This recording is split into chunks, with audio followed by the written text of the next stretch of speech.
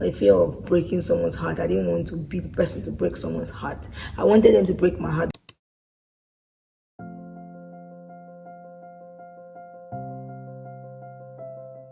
I feel people sometimes or most times know what to do. God speaks to each and every one of us. Each and every one of his children, or the children of God in the world, everyone, even the one who doesn't know they are children of God and those that know.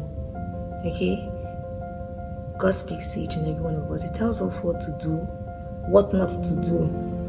Don't go into that relationship. Don't get into that job. Don't do this. Have patience. Wait for this. This might get you in trouble. He tells us this kind of things. But the thing is, two things are, can you hear him or do you listen to him? These are the two things that plays when God speaks to us. Do you hear him or can you listen to him? Okay, so I want to give you a story of an event that happened in my life for a long while. So I was a certain age, I was very young, and then because of the pressure of that age, I wanted to get into a relationship. I knew I knew that whatever I'm trying to do is not going to be okay. I wanted to do it here. And then it happens that somebody that I had a crush on was asking me to be his girlfriend. At that time I was young and I do not understand the voice of God. I was going to church, but I do not understand who God is. I wasn't even wanting to know that, yeah. So he fast forward, he asked me to be his girlfriend, and then out of my little childish naivety, I told him, okay, let's hold on. I stalled him because I was just trying to be, I don't know the name I should call it. I want to use the word, I was doing shakara. Okay, I just wanted to do the chase game, let him chase me for so long before I accept. And actually that's what happened. He chased me for roughly 3 months, and then I said, oh, let me accept now. And then immediately I accepted. I got a dream. I got a dream. In that dream, God told me, or God made it, because he knew I wasn't speaking to him or I don't have a relationship with him, but he wants to warn me against something that I have done. I'm not saying this person is evil or is a bad person. This person is a very good person, but because he knows that this person is not right for me, he gave me a hint and told me, Rachel, go and break up with this person. And then I started thinking, why didn't he tell me, or why didn't these thoughts come before I accepted? Why didn't he come earlier? Why is it coming when I've accepted? That is not possible. I can't do anything about it. I kicked it off. And then a loving father that he is kept on reminding me each and every time. In dreams, sometimes I hear little voices in my head, but I choose not to believe his voice. Or not like I don't believe. I had a confirmation in my soul, but I was always saying something like, I can't do that though. I already accepted. I cannot do that. And then fast forward like that, I kept on pushing. I was saying, okay, let him break up with me, hoping that he does, but it's never happening. So I summed up courage, because I knew this feeling I was feeling was not just regular. It was not just the devil. It was something more than the devil, because I was getting confirmation from my spirit and from things around that this thing that I'm doing at this point is wrong. And then I did actually break up with him in a very long run, after a very long while. Not because he's something else or anything. He's a child of God too. But the thing is, okay, let me give you one story in between the story, or a dream I had in between the story. Was where I got more confirmation was when I was in a dream, and then I saw that I came to a house, and the house, I realized later that it was his, and on the picture frame I saw him and his wife and his children. It shows that I am not in this picture. This is not my picture. And then I I woke up crying because I knew that this is something that I shouldn't be playing with. There have been a lot of signs and a lot of knowledge about these things, and I had to agree with it because I know that it is not just the devil. Okay, so I wasn't a Christian. I was a Christian. I was a church girl, but I do not have a personal relationship with God, so I don't know what it means to listen to God. This now gave me the impression that surely every one of us on this earth have one way or the other heard from God. Even those that are not close to Him, those that do not know Him, they've heard from God. I think they usually call it their conscience. Yeah, they've heard from God one way or the other. Okay, let me give this quick scenario, okay, of a lady, an old lady, or just anybody sitting on the road or sitting by the road, and then a little child is about to cross the road. A vehicle is coming. The lady does not know this person, this child, but because of normal nature, natural instincts, the person would just want to help and save this child from the accident, right? That's how it is with God. Even if you're not aware of who He is to you, He's always going to be wanting to save you every time. So I'm going to be sharing with you some reasons why we don't listen or we don't hear God, okay? The first thing is that we are too far away. So God speaks even when you are far away from Him. It's because of the distance of how far you are. That's why you cannot hear Him. He speaks in the same tone to everybody, but because of how far you are, you cannot hear Him. There are sometimes that you even hear, but because of you are so far away and you don't want to even imagine that they were talking to you. Okay, you feel that it's just a random thought. Yeah, sometimes it can be a random thought. Yeah, sometimes it can just be something the devil is trying to push into your mind. Yes, but there's always a confirmation from your spirit that this thing that I'm hearing or this thing that is being said to me is not a lie. But I'm far away, so I won't even know if they're talking to me. Okay, so that's one thing why we can't hear from God. We are so far away from Him. And then we imagine, is He supposed to talk to us? How far we are from Him? Why will He be talking to us? Okay, so that's one reason why we can't hear from Him. Another reason why we can't hear from Him is that you don't know His voice. Okay, let us give an illustration of Samuel in the Bible. Yeah, God called him while he was young. He called him the first time. Samuel stood up and went to meet Eli and was asking, "Sir, were you calling me?" He said, "No." First time, second time. Then the third time when he went, Eli told him, "If he calls you again, say, 'Here I am, Lord.'"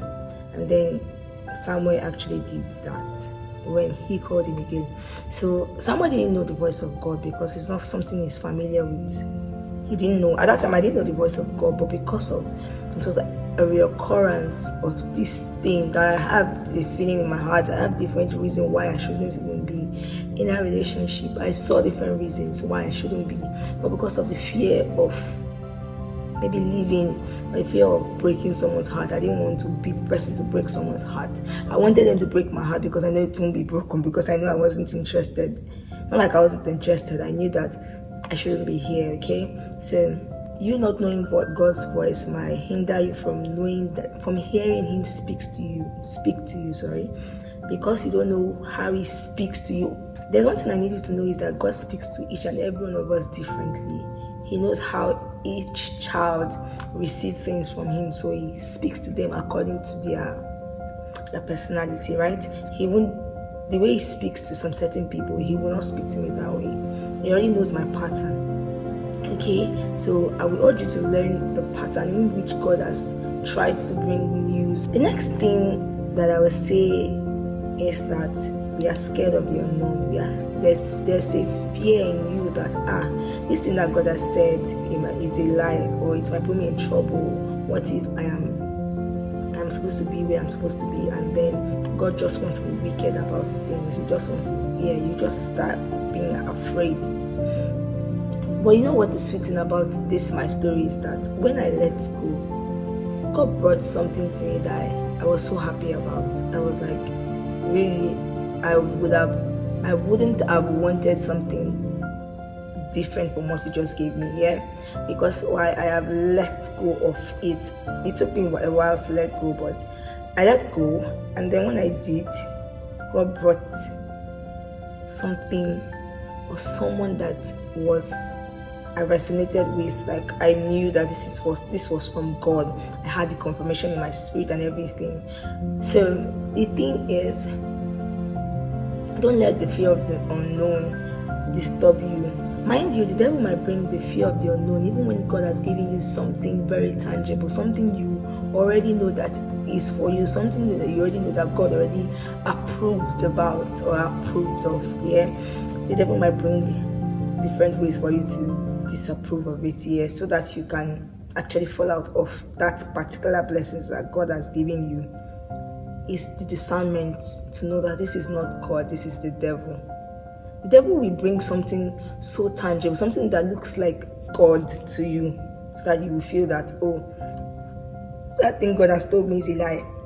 The devil too can bring the fear of the unknown, okay, to you.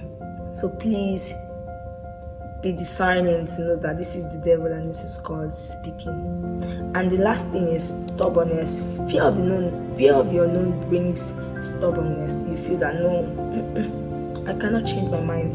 This is what I want for myself. This is what I think I want for myself. Nobody can give me anything. Nobody can tell me anything. This is what I want for myself. You have these thoughts in your head. I said, no, I will manage whatever I'm getting right now. I will manage, but God has something better for you. The devil doesn't want you to know that. So he puts the spirit of stubbornness in you so that you will miss out on what God has for you. Quickly, I'm going to be sharing with you just a point on how to know that this is God speaking. There is a pattern in which God speaks to everybody. I said this before, or if I've not said it, you're hearing it. There is a pattern that God speaks to each and every one of us. He will not speak to me the way he speaks to person A or person C. My person B speaks to us differently. He understands our temperament, he understands our personalities and everything that we are. So he will not give us or speak to us out of what we are. Okay?